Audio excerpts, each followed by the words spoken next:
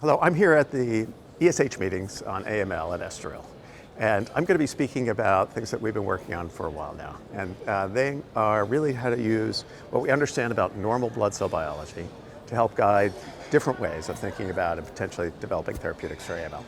So we've been interested in two things. One is how the normal microenvironment might be corrupted in the context of malignancy and how that may participate in the way that clones get selected and expanded.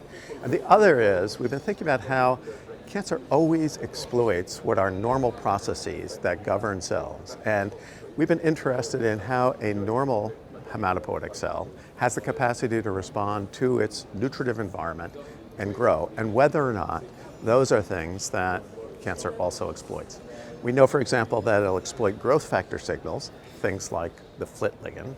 It's the FLT receptor that is associated with mutations that lead to changes in cancer.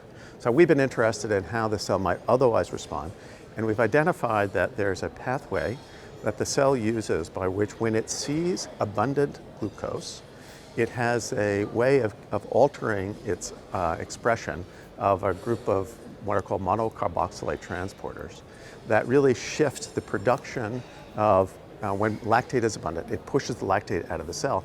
That inevitably changes the pH because a proton goes with the lactate.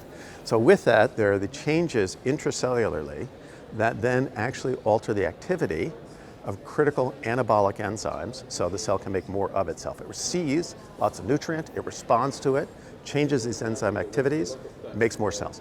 Cancer actually seems to exploit that.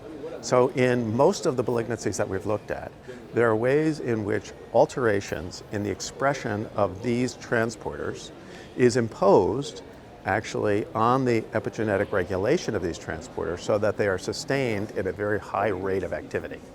And with that increased activity, the cells are then pre-programmed to have an anabolic process. And I think that's essentially how they're able to do things like almost a metabolic steal from normal cells, and how they also can continue to press on with a hyperproliferative capacity. They do that in a way that actually then makes them vulnerable to ways in which you can inhibit these transporters. So we think this is slightly a different approach to the idea of vulnerabilities of cancer. It's given us, we think, a different target. And then with that, we've been now looking at this in different models, and it looks as if, at least in the animal models, it does improve survival. And the hope is that this will turn into something that would be a drug therapy for people.